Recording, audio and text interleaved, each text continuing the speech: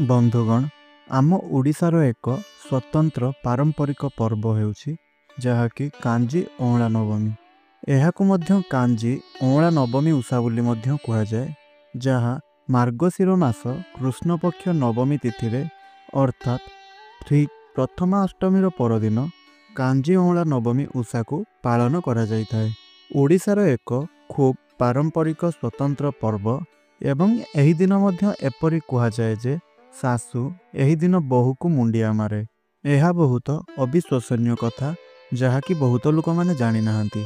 तेणु एबे आसंतु जानिबा काहींकि एही कांजी अँला नवमी रे सासु बहु को मुंडिया मारी थाए, आउ सही सासु जनक किए होई थांती एवं बहु जनक किए होई थांती। एहा सहित आमे कांजी अँला नवमी काहींकि पालन करिबा उचित एवं एहार महात्म्य कौन रहिछि एवं एहार विधि सबु कौन रहिछि आम ओडिया परंपरा रे एहार महत्व एही सबु संपर्क रे सविशेष भाव रे आमे जानिबा। काहींकि ना आम ओडिशार एक खांटी ओडिया पर्वटीए हेउछि कांजी अँला नवमी।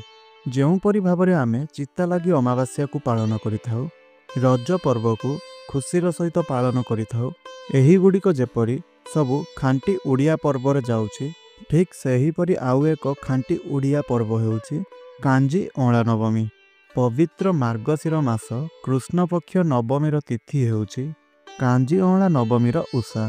प्रथमाष्टमी पड़ी थाए मार्गशीर मास कृष्ण पक्ष अष्टमी तिथि रे एवं ठीक ताहा परदिन कांजी अँला नवमीर पालन करा जाइथाए। आपण माने जानिथिबे जे जेउपरि भाबे आमे माने षठी उषारे षठी देवींकर पूजा करिथांती बा षष्ठी देवींकर आमे पूजा करिथांती, आउ ताहा संतान मानंकर मंगल कामना करी पूजा करिथांती। ठीक सही परी प्रथमा अष्टमी दिन माँ षष्ठी देवी को मध्य पूजा करा जाइथाए।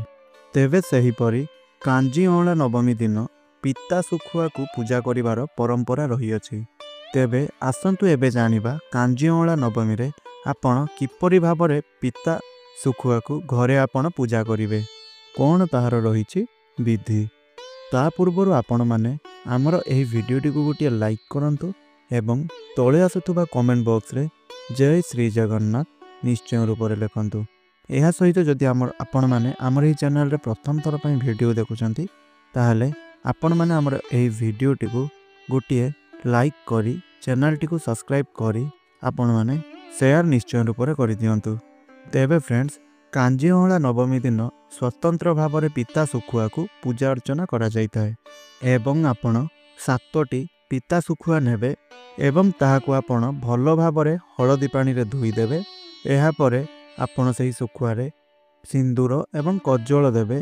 एहा परे आपण हळदिया रंगर वस्त्र किंबा नाली रंगर वस्त्र ताहा पाट वस्त्र हेउ किंबा सालू कना भलिया वस्त्र हेउ ताहाको आपण हळदी पानी रे बुड़ाई नेबे। एहा परे सही कपड़ा को नहीं बा सही लुगा को नहीं 7टी जो पिता सुखुआ आपण रखिथिबे ताहा देहरे बुड़ाई देबे। काहींकि ना एही दिन आपण पिता सुखुआ को पूजा करिबा द्वारा विश्वास करा जाइथाए जे पूर्व काल रे आम ओडिसा रे जेउ सबु परंपरा गुड़िक थिला, जेउ माने अविवाहित पुओ माने सबु रहुथुले, जेउ माननकु कन्या मिलु नथिले बा विवाह करिबा पई कन्या पाइबा कष्टकर होई पडुथला, सही समयरु एही परंपरार आरंभ होईगला जे पिता सुखुआ को जदि बहु करी आनिबा ताहेले घरर पुओ मानंकर बाहागर बहुत जल्दी स्थिर होई जाउथला। एहा एक आम ओडिशार पुराना परंपरा हिसाब रे सुंदर विधि अटे। आपण माने तो एहा निश्चय जानिथिबे जे जेउ परि भाबरे बरगछ एवं उस्त गछर लोक माने बाहागर करिथांती, जेउ मानंकर पीढ़ी पड़े पीढ़ी बाहागर जनित समस्या गुड़िक देखा देउथाए। पुओ पाई झियो मिलु नथांती किंबा झियो पाई पुओ मिलु नथांती, सेमाने साधारणतः बर सांगरे ओस्त गछर बाहागर कराई थांती एवं झियो मानंक पाई जदि उपयुक्त पात्र मिलु नथांती ताहले सेमानंकर साहाड़ा गछ सहित बाहागर करिदेबा फलरे झियो को उपयुक्त बर पात्र प्राप्त होइथाए। सेही परी पुओ मानंकु कन्या मिलु नथला बोली गोटे समय रे एही लोक कथा बा एक परंपरा आरंभ होई जाइथिला। पिता सुखुआ को जदि आपण आपणकर घर को बहु करी आनिबे ताहेले ତାହାର ପରେ ପରେ ସଙ୍ଗେ ସଙ୍ଗେ ଯେଉଁ ପୁଅଙ୍କର ପାଇଁ ଆପଣ ସେଇ ପିତା ଶୁଖୁଆ ଆଣିଥିଲେ ତାଙ୍କର ବାହାଘର ସ୍ଥିର ହୋଇଯାଉଥିଲା ଏବଂ ତାଙ୍କ ପାଇଁ କନ୍ୟା ପାତ୍ର ମିଳିଯାଉଥିଲେ। ତେଣୁ ଏହା ଏକ ଆମ ଓଡ଼ିଶାର ଏକ ପରମ୍ପରା ଏବଂ ଖାଣ୍ଟି ବିଶ୍ୱାସ। ଏହାକୁ ଆମ ଓଡ଼ିଶାର ଧର୍ମୀୟ ବିଶ୍ୱାସ ଏବଂ ଧର୍ମୀୟ ଚେତନା ହିସାବରେ ଏହି କାଞ୍ଜି ଅଁଳା ନବମୀକୁ ପାଳନ କରାଯାଉଛି। ତା ସହିତ ମଧ୍ୟ ଏହି ଦିନ ଷଷ୍ଠୀ ଦେବୀଙ୍କର ପୂଜା ଅର୍ଚ୍ଚନା କରାଯାଇଥାଏ, କଳସ ବସାଯାଇଥାଏ ଏବଂ ସ୍ୱତନ୍ତ୍ର ଭାବରେ କାଞ୍ଜି ଅଁଳା ଅର୍ଥାତ୍ ଏହି ଦିନ ଏକ ସ୍ୱତନ୍ତ୍ର ଭାବରେ କାଞ୍ଜି ପ୍ରସ୍ତୁତ କରାଯାଇଥାଏ, ଯେଉଁ କାଞ୍ଜିରେ ଅଁଳା ପକାଯାଇଥାଏ। ଆଉ ସେହି କାଞ୍ଜିରେ କିଛି ଅଁଳାକୁ ପକାଇ ଯେଉଁ କାଞ୍ଜି ପ୍ରସ୍ତୁତ କରାଯାଇଥାଏ, ଏହି କାରଣରୁ ଏହି ଦିନଟିକୁ କାଞ୍ଜି ଅଁଳା ନବମୀ ବୋଲି କୁହାଯାଏ। ଯେହେତୁ ଏହି ଦିନଟି ମାର୍ଗଶିର ମାସ କୃଷ୍ଣପକ୍ଷ ନବମୀ ତିଥିରେ ପଡ଼ିଥାଏ, ଏହି କାରଣରୁ ଏହି ଦିନଟିକୁ କାଞ୍ଜି ଅଁଳା ନବମୀ ଭାବରେ ପରିଚୟ ଦିଆଯାଇଅଛି। ଏହି କାଞ୍ଜି ଅଁଳା ଆପଣଙ୍କ ପାଇଁ ଖୁବ୍ ସ୍ୱାସ୍ଥ୍ୟପ୍ରଦ ହୋଇଥାଏ। ସାଧାରଣତଃ ଯେହେତୁ ଏହି ପର୍ବଟି ଆମର ଶୀତ ଦିନରେ ପଡ଼ିଥାଏ, ଆମେ ଜାଣିଛେ ଯେ ଯଦି ଆମେ ଏହି ଶୀତ ଦିନରେ କାଞ୍ଜି ଗ୍ରହଣ କରନ୍ତି ତାହା ଦେହ ପାଇଁ ଖୁବ୍ ହିତକର ହୋଇଥାଏ। କାହିଁକି ନା କାଞ୍ଜିରେ ବିଭିନ୍ନ ପ୍ରକାରର ପରିବା ପଡ଼ିଥାଏ। ସାଧାରଣତଃ ଆମେମାନେ 3 ପ୍ରକାରର କାଞ୍ଜି ଘରେ ପ୍ରସ୍ତୁତ କରିଥାଉ, ଯାହାକି ଦହି କାଞ୍ଜି, ତୋରାଣୀ କାଞ୍ଜି, ପରିବା କାଞ୍ଜି। ଏହା ସହିତ ଆପଣମାନେ ଆପଣଙ୍କର ଘରେ କେଉଁ ପ୍ରକାରର ସବୁ କାଞ୍ଜି ପ୍ରସ୍ତୁତ କରୁଛନ୍ତି ତାହା ନିଶ୍ଚୟ ଆପଣ କମେଣ୍ଟ ମାଧ୍ୟମରେ ଆମକୁ ଜଣାଇପାରିବେ। ତେଣୁ କାଞ୍ଜି ଅଁଳା ନବମୀ ଦିନ ସ୍ୱତନ୍ତ୍ର ଭାବରେ କାଞ୍ଜିରେ ବିଭିନ୍ନ ପ୍ରକାରର ସବୁ ପରିବା ପକାଇ ସେହି କାଞ୍ଜିକୁ ପ୍ରସ୍ତୁତ କରାଯାଇଥାଏ, ଯେଉଁ କାରଣରୁ ଏହା ଆମ ସ୍ୱାସ୍ଥ୍ୟ ପାଇଁ ବହୁତ ହିତକର ହୋଇଥାଏ। ଏବଂ ଏହି ପରମ୍ପରା ଆଧାରରେ ଆମେ ଏହି ମାର୍ଗଶିର ମାସ କୃଷ୍ଣପକ୍ଷ ନବମୀ ତିଥି ଦିନ କାଞ୍ଜି ଅଁଳା ନବମୀର ପର୍ବକୁ ପାଳନ କରିଥାଉ। ତେବେ ଏହି ଦିନ ଆପଣ କ'ଣ କରିବେ ନା ସନ୍ଧ୍ୟା ପରେ ପରେ ସନ୍ଧ୍ୟା ସମୟରେ ସନ୍ଧ୍ୟା ଗଡ଼ିଗଲା ପରେ ଯାହାକୁ ଯେଉଁ ପ୍ରକାରର ସୁବିଧା ଆପଣ ସେହି ହିସାବରେ କରିପାରିବେ, କିନ୍ତୁ ରାତ୍ରର ପ୍ରଥମ ପ୍ରହର ପରେ କ'ଣ କରିବେ ନା ଆପଣଙ୍କ ଘରର ଅଗଣା ବା ଆପଣଙ୍କ ଘରର ଅଗଣାର ସମ୍ମୁଖ ଭାଗ ଯେଉଁଠାରେ ଆପଣଙ୍କର ଖାଲି ସ୍ଥାନ ରହିଛି, ସେହି ଖାଲି ସ୍ଥାନରେ ଯାଇ ଏକ ଛୋଟ ପୋଖରୀ ଭଳି ଗୋଟିଏ ଗାତ ସ୍ଥାନ ଖୋଳିଦେବେ। ସେଥିରେ ଆପଣ ପାଣି ଛାଡ଼ିବେ। ସେହି ପାଣିରେ ଆପଣ କିଛି ମାଛ ଛାଡ଼ିବେ, ଛୋଟ ଛୋଟ ମାଛ, ଚୁନା ମାଛ ଯାହା ଆପଣ ଆଣିଥିବେ ସେହି ମାଛକୁ ଛାଡ଼ିବେ। ଆପଣମାନେ ଜାଣି ରଖନ୍ତୁ ଯେ ସେହି ଯେଉଁ ଛୋଟ ପୋଖରୀଟିଏ ଆପଣ ଖୋଳିଥିବେ ତାହାକୁ ଉଷା ପୋଖରୀ ବୋଲି କୁହାଯାଇଥାଏ।